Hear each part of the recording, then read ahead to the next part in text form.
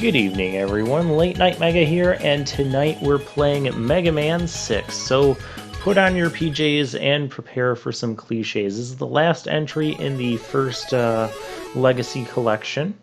And then after this, we'll check out some of the challenge mode. I might do like all the challenges off camera, but I might not show all of them. Well, I'm definitely not going to show all of them on camera, but I'll show some of them just to kind of show what it's all about. But anyways, plot here. So we have this competition, this worldwide competition to create the most powerful this robot tournament. It's kind of neat how they say it's from all over the world, because actually the concepts of the Robot Masters are each supposed to represent like different countries. And you'll see a lot of that through the stages here.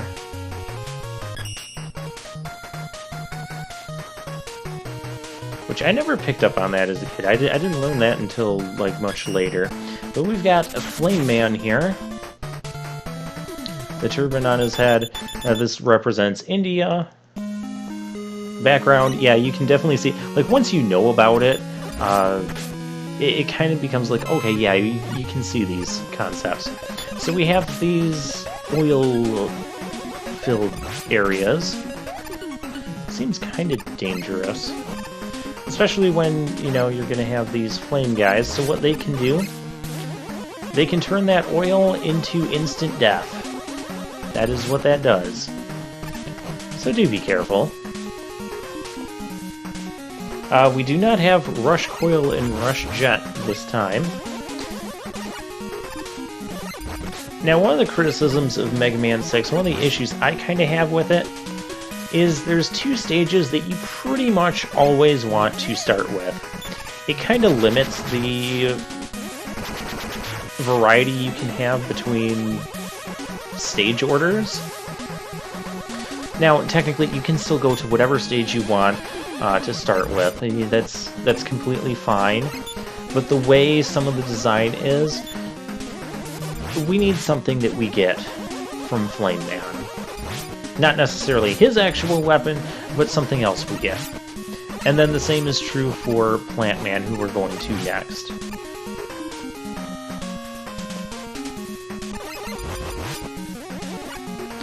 Flame Man is actually a pretty decent stage to start with. It's not overly difficult. Most of the stages in this game aren't.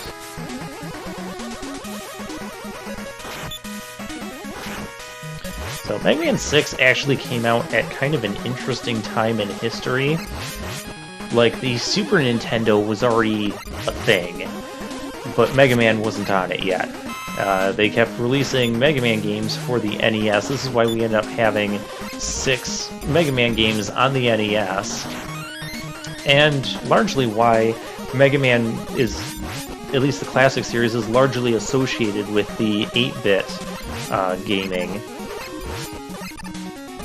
Because we had Mega Man 7 on the Super Nintendo, it was a 16-bit, and then we had Mega Man 8 on the PS1 Sega Saturn.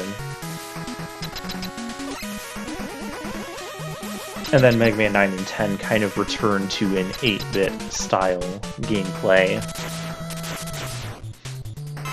Which I do believe that's what Mega Man Classic Series is best at, is this 8-bit NES style gameplay.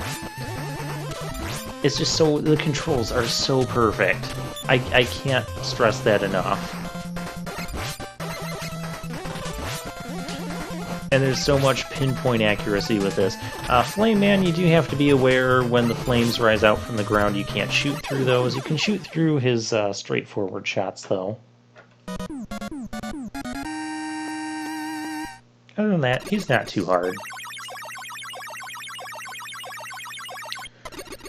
Generally speaking, most of the Robot Masters in this game are not hard. Rush Power Adapter. And we get a nice demonstration of the F-Blast. I wonder what the F stands for in F-Blast. Fancy? Okay, it's fancy. And now we're going to go to Plant Man. That way we can be firmly planted.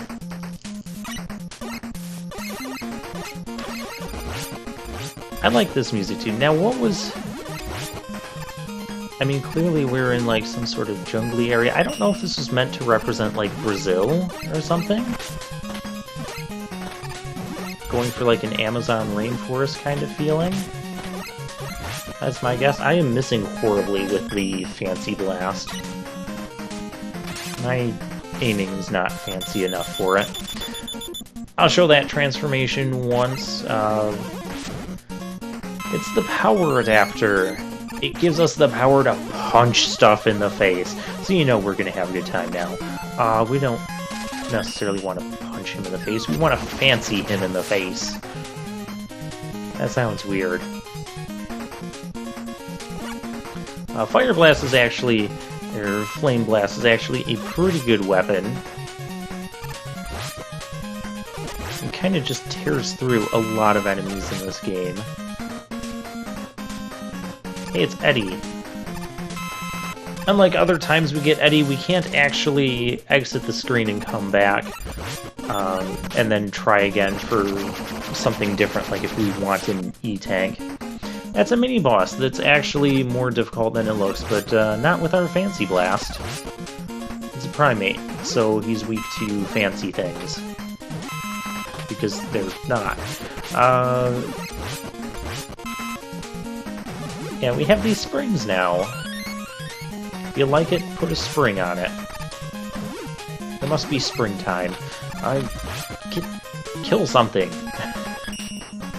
And then we'll punch this crate in the face. Breakable block. It's breakable block. So this primate thing, it will slowly come towards you. You can knock it back a little bit if you shoot at its base there, but you want to shoot at the eyes because that's how you damage the thing and kill the thing, which is ultimately the goal. There is a limit to... well, those respawn. Excellent. There is a limit to how close the primate can get to you. Oh, what, you're...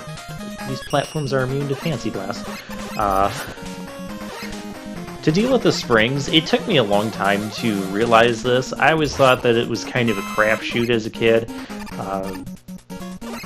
Because we're going to have some really tight jumps where you have to get the super bounce. I thought you had to press A at the right time in order to get the super bounce.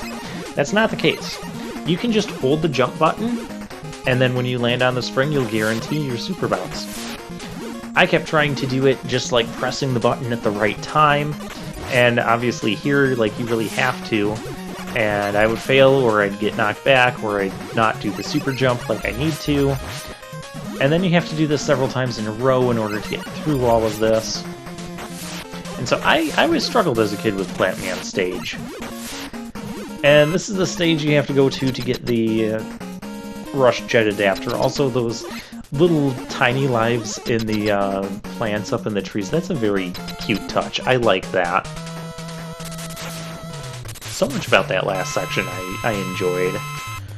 Plant Man himself is not that bad. He has a barrier. Probably... yeah, I'll say it's the worst barrier in the series.